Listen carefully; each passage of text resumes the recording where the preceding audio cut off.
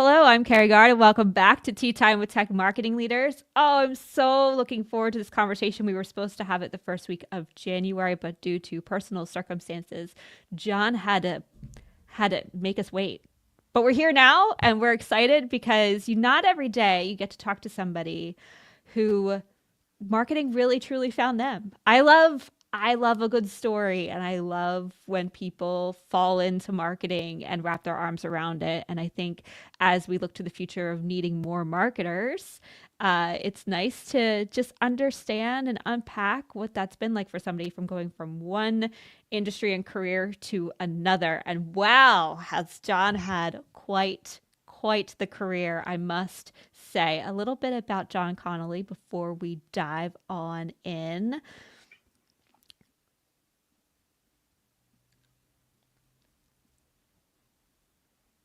John is drawing on more than a decade of experience managing projects in software, information management, and other fields. He has trained product managers as they grow in their career paths as well. An experienced instructor and mentor, he has guided hundreds of project managers as they prepare for their PMP certification exam. He has years of experience in engaging, proactive training on a wide variety of tools and topics. He's passionate about sharing knowledge and information across experience levels. He believes that communal connections are indispensable assets to ensure teams avoid repeating mistakes and to truly develop and grow. John, welcome to the show. Thank you so much. Happy to be here. I love this intro because I don't know if people outside of marketing truly understand how much project management and systems and processes have to be designed to get them to run Yes, efficiently. So, absolutely. yes. Most of marketing is project work, and it's an underappreciated reality. Project management has a lot that can teach marketing, and marketing has a lot that can teach project managers too, just to be frank. We have this bad habit of kind of like getting on the treadmill and go, go, go, go, go. But that when we don't slow down sometimes and be intentional and take the time to reevaluate as projects proceed and end and start again, we have to make sure that we're not losing the knowledge that we've gained, that we're not making the same mistakes twice. Because if you make a mistake, that's one thing. If you make the same mistake twice, that's an organizational failure. Oh, tough words. That's a clip right there, Elijah. Take note. Uh, I, we have a PMP on our team, Avery Davis. He just got certified. What an honor that he worked with MKG to make that happen. And it has been game changing. We've always been very structured in terms of our systems and processes in the background, but there's something about the way a project manager thinks that has just really leveled us up. Why don't you take us on your journey? I could talk about this all day. We're going to get into it, but we're jumping ahead. We're jumping ahead. I Okay. do want to share your story of Okay. your career. So, where are you now and how did you get there? Oh man. We agreed before we got started. I'm not going back to my childhood, but my first job was I was like 17 years old. I was a collections call with a phone bank, like a call center for a mail order catalog company that focused in Christmas gifts. Um, I was in the bowels of the Stevens Point Mall in Stevens Point, Wisconsin, um, and that's where I kind of got started. And from there, I worked a variety of jobs, right? I worked nights in a tile factory. I worked retail. I was the supervisor for the tent sale of a shoe store in the parking lot. Um, there was just a lot of things and just started to have work and explore that. And there's a lot of learning that went along with it. Went to college. I work study program and I applied for the work study program, and they said you go work in the kitchens, and you gotta work in the kitchen. So I went to the head chef, very kind of cranky guy, and I went in and he said, "Where's your class schedule?" So I gave him the class schedule paper. He looked at it and he said, "Get out! I can't use you. I need someone for breakfast, and you got all morning classes." So I went back to the work study lady and I'm like, I got fired before I even worked a moment in the kitchen. So we had to reprocess me through the work study program. And it was several weeks, and I got a slip in my mailbox that said, report to the library for your work study program. So I went to the library and I found the head librarian, and I handed him the slip of paper, and he said, well, we've already given away all of the slots that we have for paging duty, just making sure everything's in the right order on the shelves. And that's what we normally have work study students do. But he said, since you're here, go upstairs to the second floor to the cataloging department and check in there, and you're going to work there. So for the next 3 years, during the school year and then a couple of summers as well, I worked in the cataloging department of an academic library. And I learned metadata, and I learned data entry, and I learned leading indicators, and punctuation, and all the things that you need to know on that side. I was labeling books. By the end of it, I was running special projects. I was arranging and cataloging everything in their rare books collection. It was a very informative and formative uh, experience for me. And I graduated, and I went to work for a newspaper, and I worked as a journalist for a suburban newspaper in Philadelphia, and I was there for a couple years, and that paper went out of business 2 weeks before I got married. The owner of the paper came out on the newsroom floor. He said, everyone go home. We don't have enough money to finish tonight's paper. So we were already late on pay, and I never saw that money.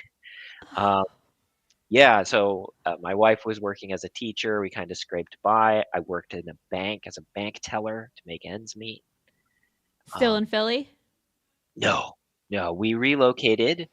As soon as my first son was born, we relocated, like within, it was about a week after he was born. I had to come down to the DC area to start a new job. And then we kind of moved everyone down after. New job was cataloging again for a company that was subcontracted for a project at the government publishing office in Washington, D.C. So I came back to I started doing this job. Contract ended, had to find new work.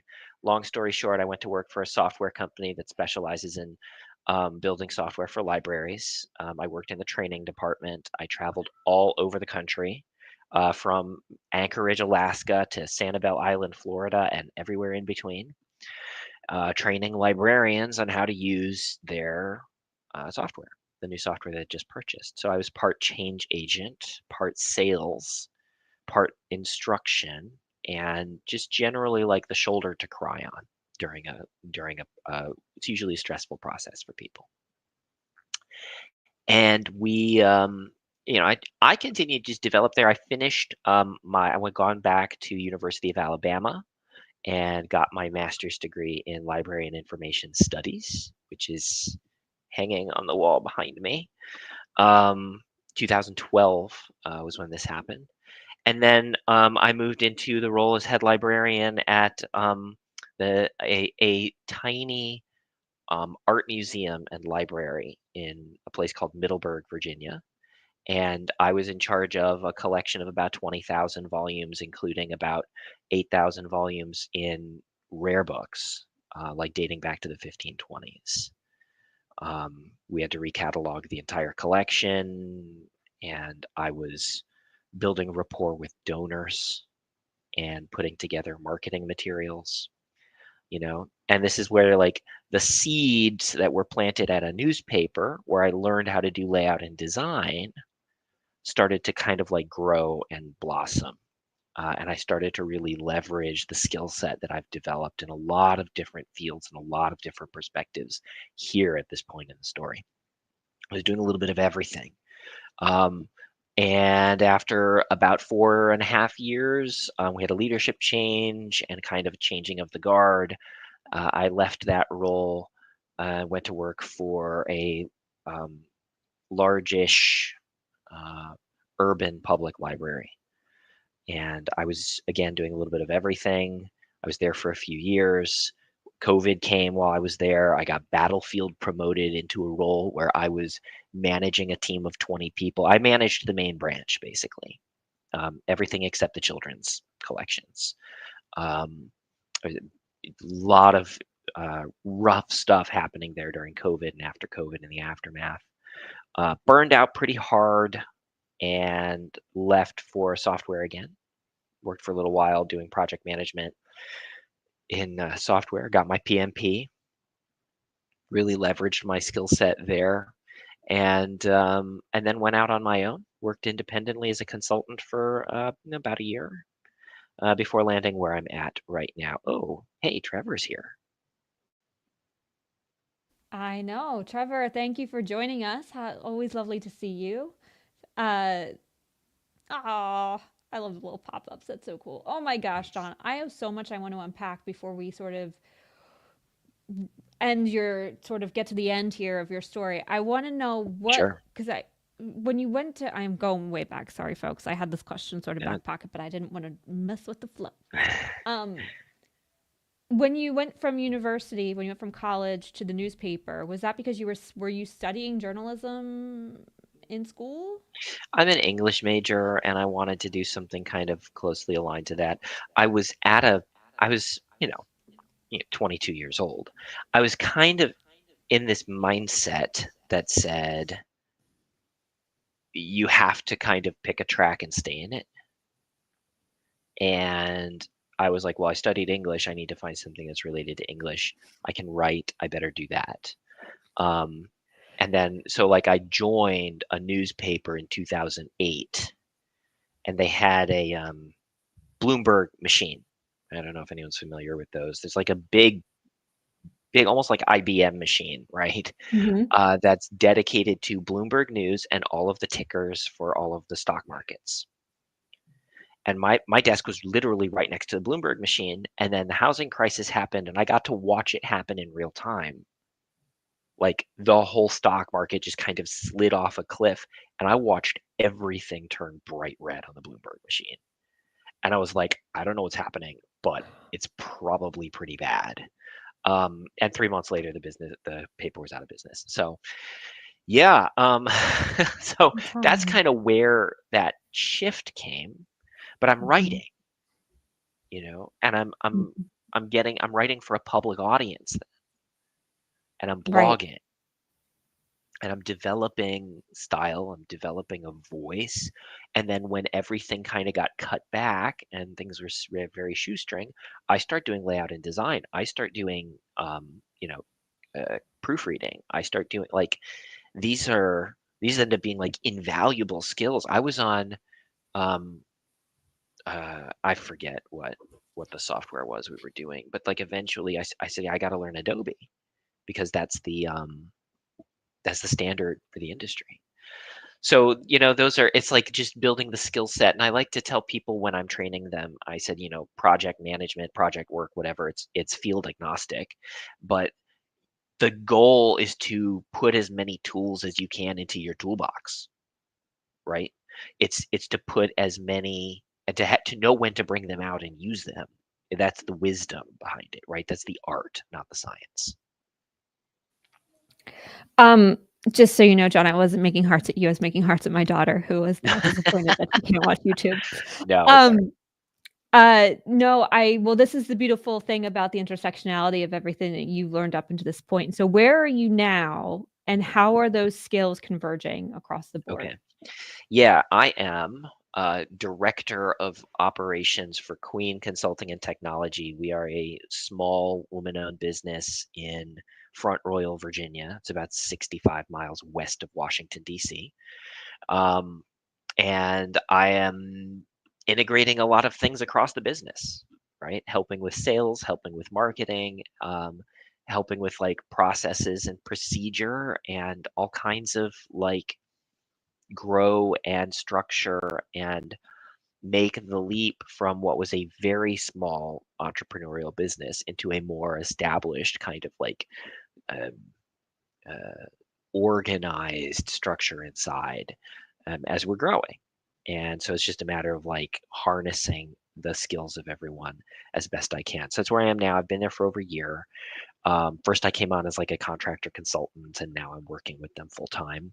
It's a 15-minute commute to work for me, which is great, especially here in the DC area. It's almost unheard of. I live about 2 or 3 thousand, about 1,000 feet, I think, from the banks of the Shenandoah River. We're out in the country. We're, right where the mountains are, and we're getting along there. I've kind of wended my way in the organization through like a sales pipeline. I was doing event management. I helped put on a conference in Boston. Nice.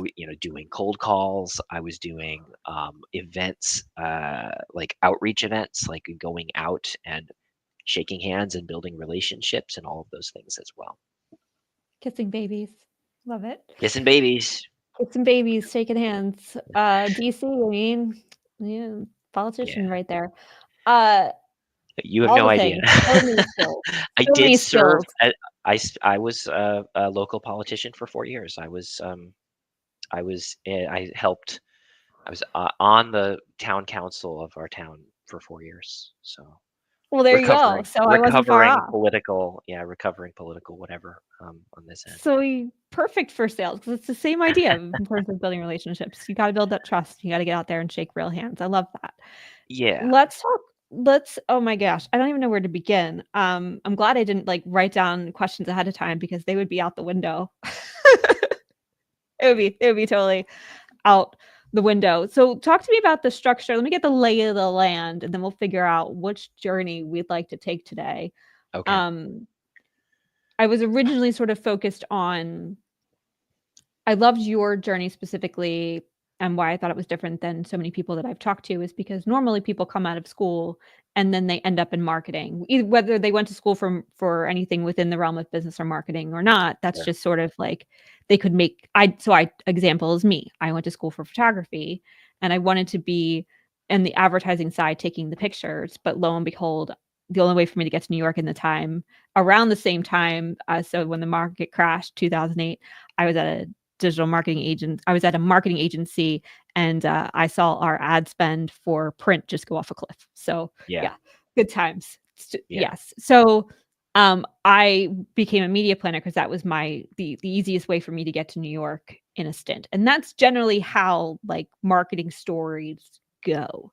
And so what mm, I really loved about your story and what I think gets sort of lost in the sauce of the for those of us who just sort of go straight into marketing is the intersectionality of all of these wonderful skill sets that are now converging for you and that you are able to be in this unique seat because of all of those wonderful skills you've created along the way from journalism to data management to leading a team at a library their crisis.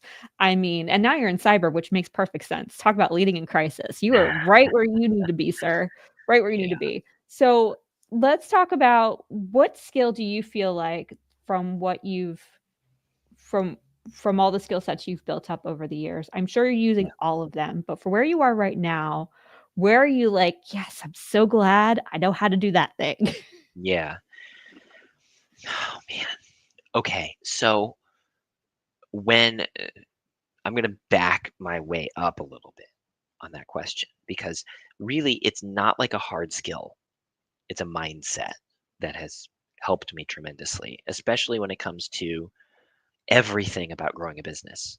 That everything is like if you drill down far enough, it is sales, yes, but sales comes from marketing, yes, and then marketing and sales and relationship building, community building is really what you're talking about. Can you build a community around a product or a brand? Can you build a community around a service? Can you build a community around an organizational flavor? That's the name of the game. And the internet and the rise of digital media has dramatically shifted that landscape since I entered the workforce. It's like night and day. Used to be like television commercials and print ads. And you were looking for that identity. Everyone was like digging for that identity or that message or whatever it's going to do it. Now we dig for authenticity. And there's a reason for that. But before I dive like too deep, I'm going to geek out a little bit, okay? So I'm working for this museum, and my mentor and leader at the time, her name is Melanie Matthews. She's like aces. She's like a tremendous leader. And she is currently like directing major gifts for the Wexner Center of the Arts at Ohio State. Um, but she was running our little museum at the time.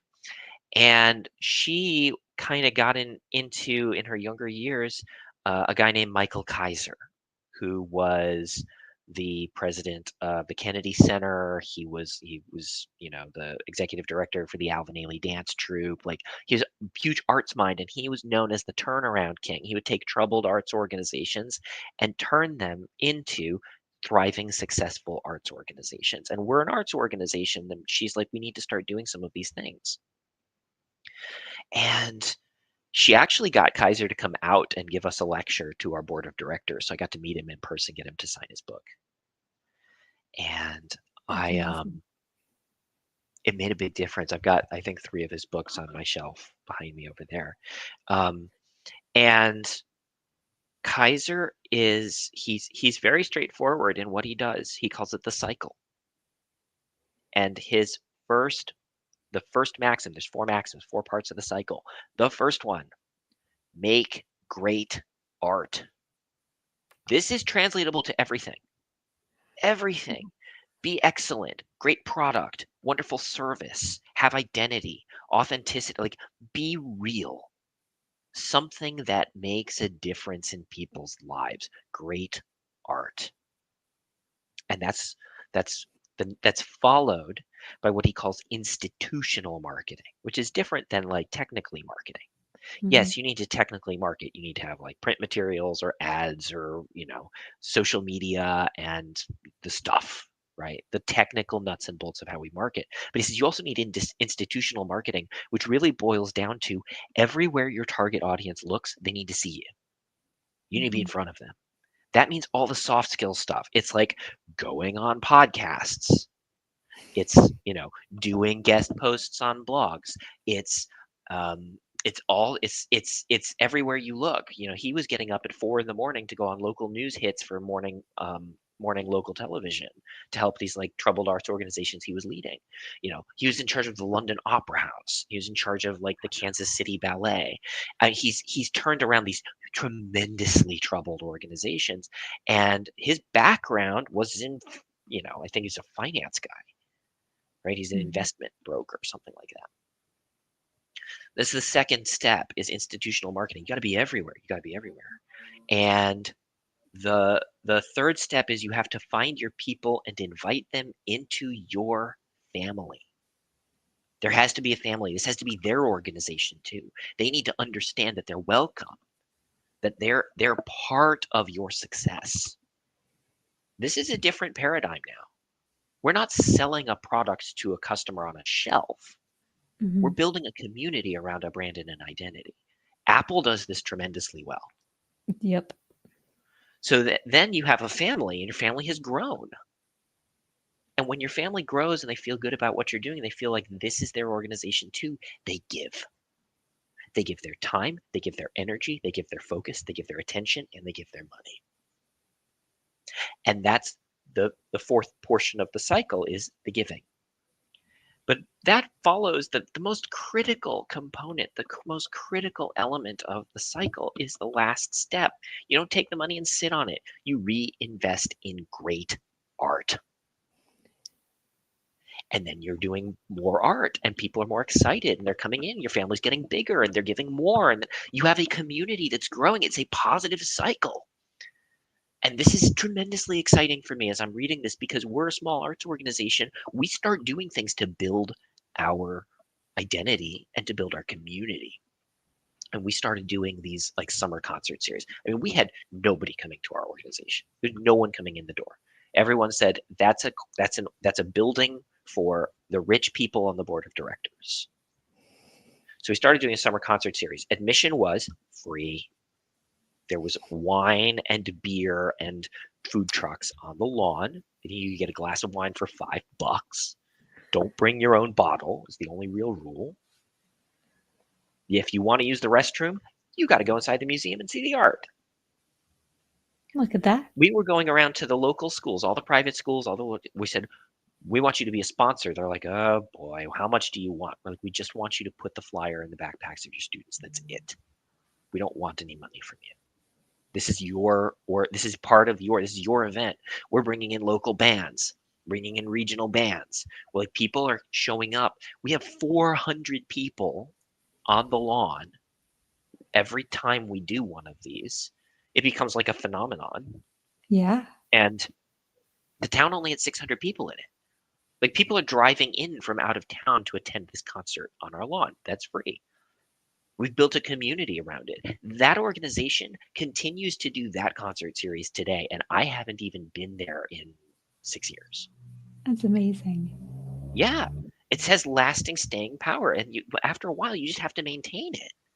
Keep the cycle going, keep the organization, keep the brand growing.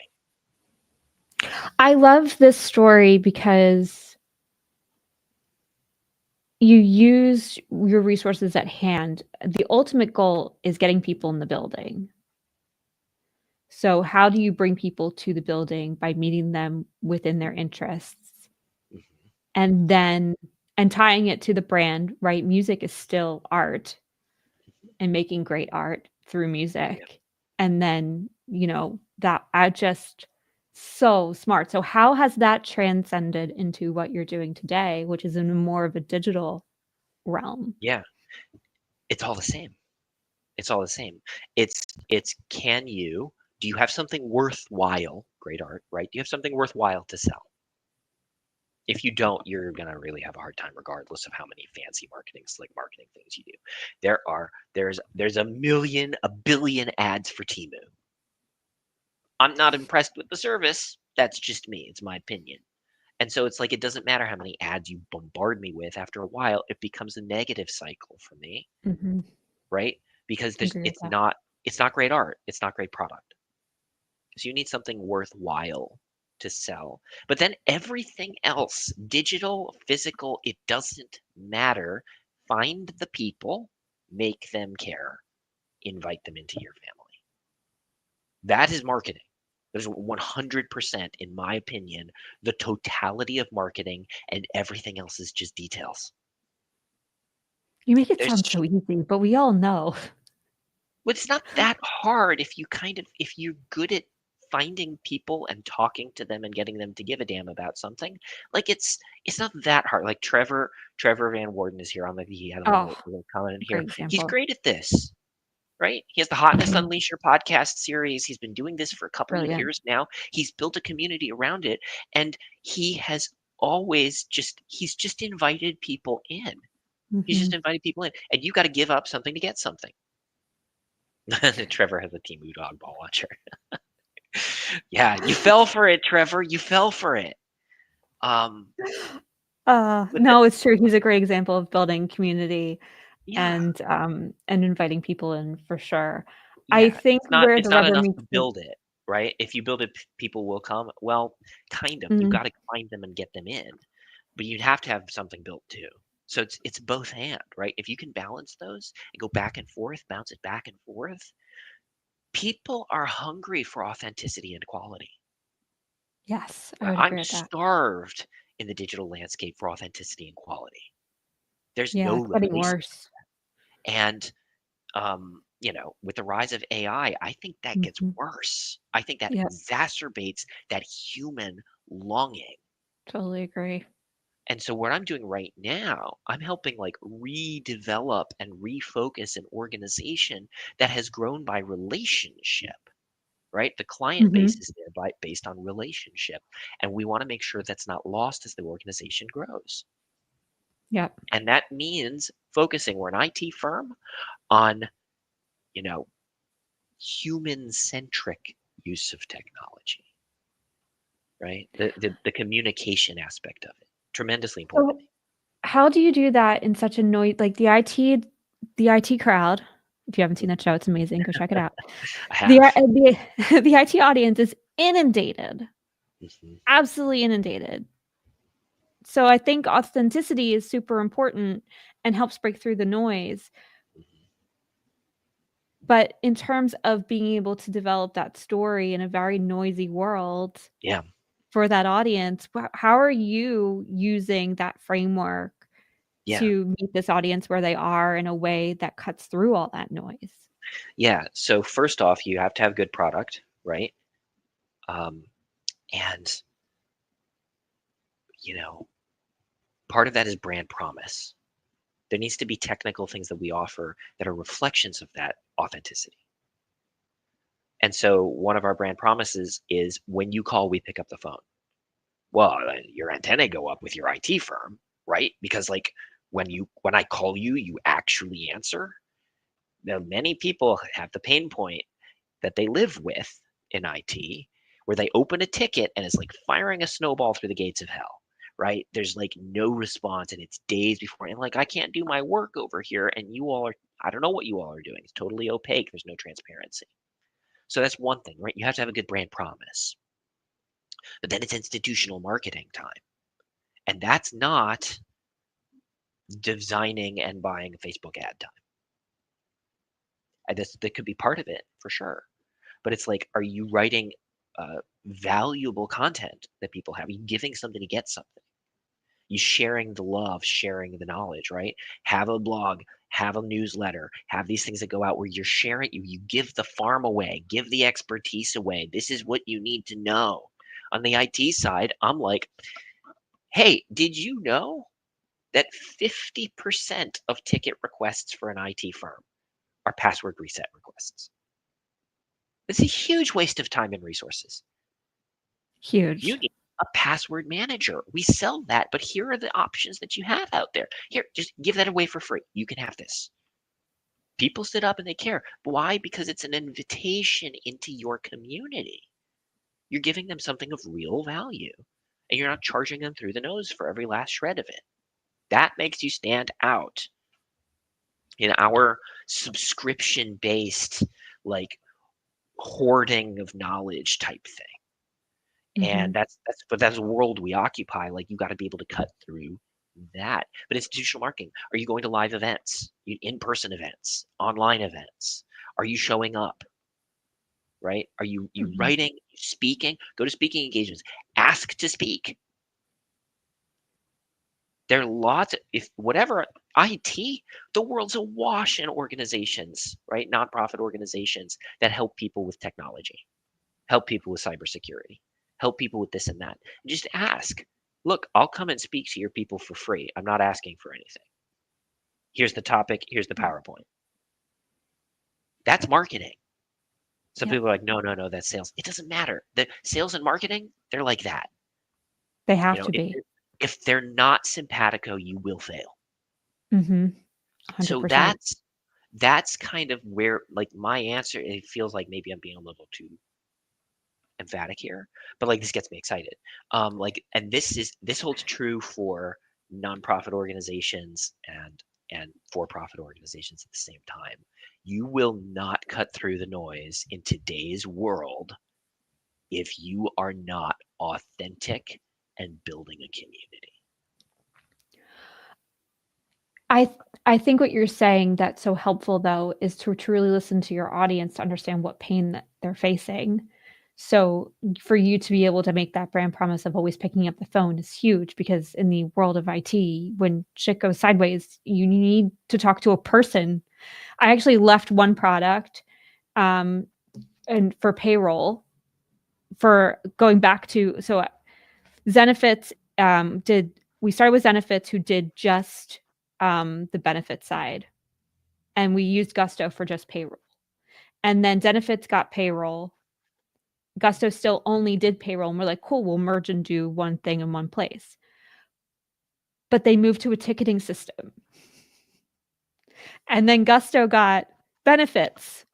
Yeah, And when you call into Gusto with a problem, there's a person on the other side. So yeah, made my decision pretty easy.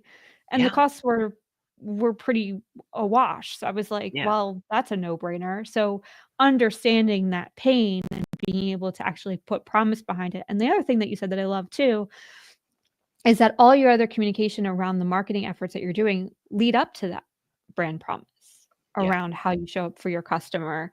Um, the freemium model, I mean, talk to me about that because there is a lot of like Yeah. little bit it's a little taboo in like the marketing world. Free trial, sure, but free Yeah. period. Well, that depends on what you're selling. Okay. I guess the most important thing to remember to my mind, and you know, I haven't been to school for any of this, right? It's just my experiences and what I found I that know it's works. what's great about it. You don't have to give away the you don't have to give the cow away for free, but you gotta give the milk away for free.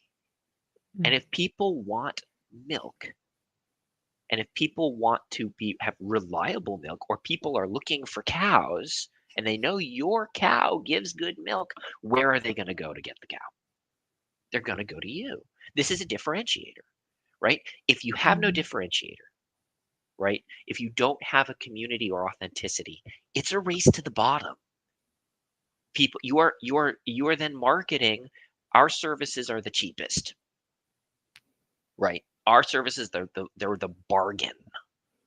And if everyone's doing that, and most people are, it's a race to the cheapest price point, and then they cut what? Mhm. Service delivery, features, answering the phone, and they're outsourcing, they're offshoring, they're tearing everything apart that they can to try to be as lean an organization, as lean an Mm, operation as I possible. imagine. Mhm. And is that where you want to be? Or do you want to be in a place where people seek you out because you're reliable and you have expertise, that people actually care about your brand for you, and that Mhm. you can charge more because of the trustworthiness factor? I tell my boss all the time, I said, we're not selling IT services, we're selling trustworthiness. That's true of every organization. Yeah. Anything of any value that anybody wants to buy, they have to be able to trust it. Sorry, Trevor. I know you bought the Timu dog ball launcher and you're stuck with it, right? And it sucks. But that's like, again, Timu's, and I'm just bashing Timu here on the call, right? But like Timu's model is the race to the bottom model. Mhm. Their value proposition is, we'll give you crap for the lowest possible price. Yeah. And that what is Apple's value proposition? What is right? Everyone knows. What's the most famous Apple commercial of all time? Well, there's Think Different, and then Think there's different. That's the yeah. think different. Put them on the map as an Mm, identity-based, community-based brand. This is the life, right? yeah. This is the And they goal. This is still the apex of what marketing is about. and they still lean into it too. Like, Absolutely, they do. And they then there was, still live I'm a by Mac that. and I'm a PC, and they were like, if the cool person is the Mac, and the like stodgy guy with the suit who's like overweight and balding is the PC. And like there's constantly, once they have that identity constructed, once they have the authenticity, reliability, and trustworthiness, all you have to do is touch it. All you have to do is ping it. And it builds on itself. It's a cycle. Yeah. Apple does the cycle. Apple does the cycle. That's my argument to you, is that Apple does the cycle and it works, but it only works if you sell something good They do and live up to their brand promise that way, you right? build it around. Yeah, you have to be authentic and deliver. Absolutely. Yeah. 1984 was also a great ad. That was my second one, Trevor. Totally agree. And the 1984 ad was a very much think different sort of mindset as well. Yeah. So, Yeah. but I just love this. I don't hear people we talk a lot about problem solution, right? Find the problem and talk about why you're the solution. Yeah. But the brand promise in aligning to that, I feel like we've never really called out in such a clear way that's just so incredibly helpful, and to build a community around that brand promise. We have that at MKG on the employee side. It's so easy to hire. Yeah. We're a people first organization. We believe that if you have what you need to Right. do your job to the best of your ability and to live your life that you want by design, then you can have both here. right? Like, and Yeah. everything we do ladders up to that in terms of the Right. promises we make to our employees. Yes. And so it's easy to people take pay cuts to come here because they want the stability, they want the work-life balance, and they're willing Right. to trade that for a higher salary, which agencies just it's really hard for agencies to compete with the in-house folks, right? So Yeah. different different stressors. So Right. what's hard about the other side of the coin when you're from an external standpoint, when you're a dime a dozen, agencies are a dime a dozen, right? And we try and talk about these soft, squishy things all the time about how because we're people first, we have less turnover and we talk to that pain, but it's still squishy. So we Right. are working on what our brand I haven't called it a brand promise, but I'm going to now. Like we're trying to define now like what that promise can be from a client perspective and then how do we come back to that every single time and what we're working around and we haven't totally defined it yet, but it's this notion of proactive communication, Right. right? How many Right. agencies have you worked with where you are telling them what to do or you're finding out about it afterwards or you're trying to like get them to move, right? We're Yeah. ahead of it. We're looking at data all the time. We know what's coming, what's going on, and we are a one step, in terms of the chess pieces, we're one step ahead because of Right. that. So that proactive communication is something we're thinking about from a brand promise perspective, and you're Right. just created so much clarity for me here, John, and I'm so grateful. Um, we have created such a journey in this conversation from your career path and all of the wonderful intersectionality of the different aspects that you learned along the way that now have accumulated to this moment in time. And what a wonderful playbook to have gotten so many years ago to be able to bring with you and share with us. Because I don't know about you all, but I have taken some serious notes and there's going to be some serious action coming from this. Is for one last thing for our audience, is there either another skill that you think, "Wow, I'm really glad I have that," or is there anything else you'd like to double down on in terms of this notion of these 4 pillars you've laid out for us and how you are using those today? Right. Skill wise, kind of to separate those two, right? We have to remember that marketing at its essence is not technical. So, skill wise, the ability to speak, and I love talking because I've done most of the talking here. The ability to look at people in that way, the ability to shake a hand, and the ability, and unfortunately I think needs to be said now, the ability to pick up the phone and call someone, the ability to go to a room full of strangers and try to make friends with them is a difference maker, right? More than anything else, like those are skills. They can be learned, they can be taught, but we're in an environment now where like people my age and younger, I'm 40, people my age and younger are becoming allergic to the live interpersonal interaction. That's the death of marketing. That's the death of sales. I don't think you build a brand promise or adequately communicate a brand promise through a LinkedIn ad. I don't. I think that you build a community by having real interactions with real people. And insofar as that goes, my preferred uh, sales model is the referral model. Because if you have, sorry, my kids are home, they're banging around up there. If you have a, um, if you have a strong community, your sales will grow based on the community growth. People will want to invite their friends and their colleagues and their family into your community as well. So that's what I'll say is the kind of like the biggest, most important thing to double down on here. Build community. Yeah, and do it. Yeah, referrals are definitely I mean, it's how we've grown as a company for the last 13 years is having a client we had one client called VMware. My business partner did a million cold calls to get into that door, and Yeah. then lots of relationship building to finally find our footing. But then like 80% of our clients can go back to that one because they left and went Yeah. somewhere else and then brought us along, and then left and went somewhere else and brought us Yeah. along. And it's been this wonderful journey of, these long-term relationships that we've had with those clients, and then the community that we've sort of built out over the years because of it. Yes, referrals are the ultimate marketing and sales motion if you can make it happen.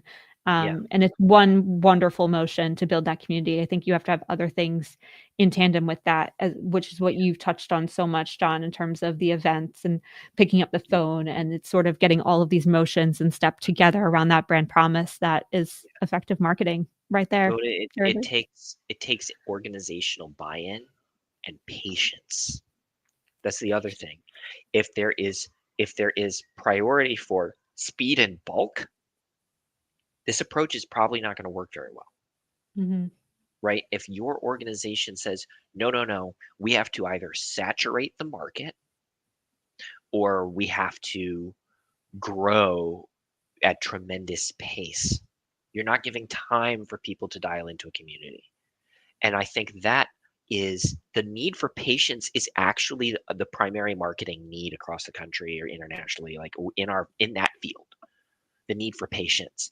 And I think that every marketer ends up preaching that inside their organization is like, this takes time, Mhm. I'm right? doing it right now. You can't just go viral. No. I can't make that happen for you. No. Okay. That's like, yeah, okay, you can shoot way up the chart here. You'll come back down afterward. No one wants to talk about that. But like, yes, it's like this job takes patience. And So much. it's an art, not a science. This is not a vending machine. You can't say put dollars in, get views out, right? And even that you can't say put views in and get sales out. That doesn't work because people are more messy than that.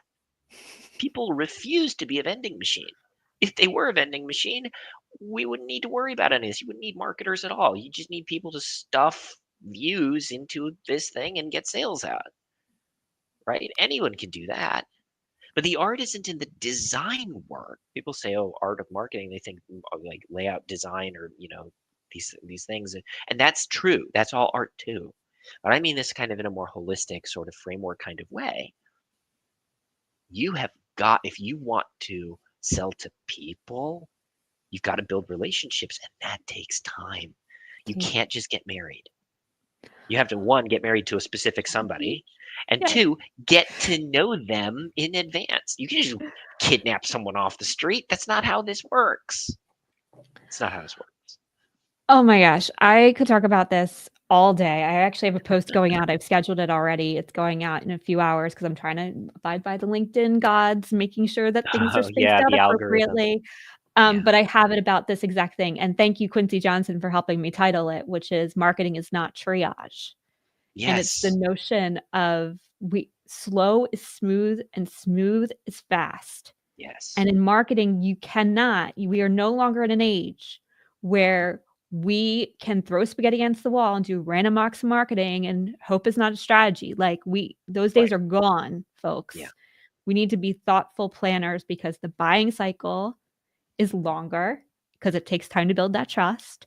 And the Yes. platforms are big, giant black boxes that don't like us to make big, sweeping changes because it sends them back into the learning cycle. So Yeah. we have to slow down. We have to Yes. take thoughtful action, and we have to do it in a way that is towards that brand promise and builds that trust and community all day, every day. So thank Right. you for. Efficiency is investment. Efficiency Yes. is Yes. We investment. spend It's less money by yeah, being if you thoughtful have upfront. strategy rather than paying if you're not investing, you're spending your money inefficiently. It's like the Yep. difference between paying a mortgage and paying for rent. I'm not gonna, I'm not, but like you don't build equity if you're renting. You You don't. could be spending the same amount of money and maybe it works for you and there's other factors that balance that out in your decision making. But just in the abstract, world, you're not building equity when you rent. That's just a reality. And marketing should be a mortgage, not a rental. Oh my god. Elijah, clips for days. For days. I am so grateful for this conversation, John. Where can people find you? They want to learn more. They want to keep following your story. Yeah. What's the best place to reach out? I've been on and off LinkedIn intermittently. I've been like posting whatever for the last month and a half or so. I've had some personal stuff happening and some professional stuff happening. But LinkedIn's the best way to get hold of me. If you want to shoot me a DM, connect with me there. It is John Connolly, MLIS PMP. That's me. And you'll see my face with slightly different glasses, but that's me. So I'm out there. I know you all are going to link to it on the posts and whatever, but happy to connect with people, happy if they want to learn more or just exchange ideas. I'm always about that. John was also on a wonderful podcast called Phoenix Forged. It's by a good friend of ours. And so Yes, we are dropping the link into that as well if you would like to hear more about John's story and the personal how stuff. he's able to think the way that I know, but that shapes us. That It shapes us. does. So Yes, in a big thank way. you for sharing and for being so vulnerable. We'll all be definitely checking that out. Last question for you, John. Outside of work, I know you're Yes, having an ice cream storm right now and kids are home, so this might be a tricky yes. question for you at this very moment, but what is currently bringing you joy? I am a watercolor artist. So I paint. And that is a huge boon in my life. I always wanted to do it. And then last year, I just said, you know what? I'm going to try it. I'm going to try it. I was afraid of the commitment. I was afraid of sucking at it. And I still kind of suck at it, but it does bring me joy. Oh my gosh, I remember you show yes, I remember when we were talking, you mentioned that. Gosh, our prep call was so long ago. That's nice to have this It's a long time. refresher. I'm so Yeah. grateful for you, John. Thank you so much again for joining me. If you liked this episode, please like, subscribe, and share. This episode is brought to you by MKG Marketing, the digital marketing agency that helps complex brands find skeptical audiences and build trust over time through SEO and digital ads. This episode is hosted by me, Carrie Gard, CEO and co-founder of MKG Marketing. Music mix and mastering done by my podcast sidekick Elijah Drown. And if you'd like to be a guest, man, I'd love to have you on. DM me. Let's hang out and have a wonderful conversation just like this one. Just like this one. Thank you all. Have a wonderful evening. Bye.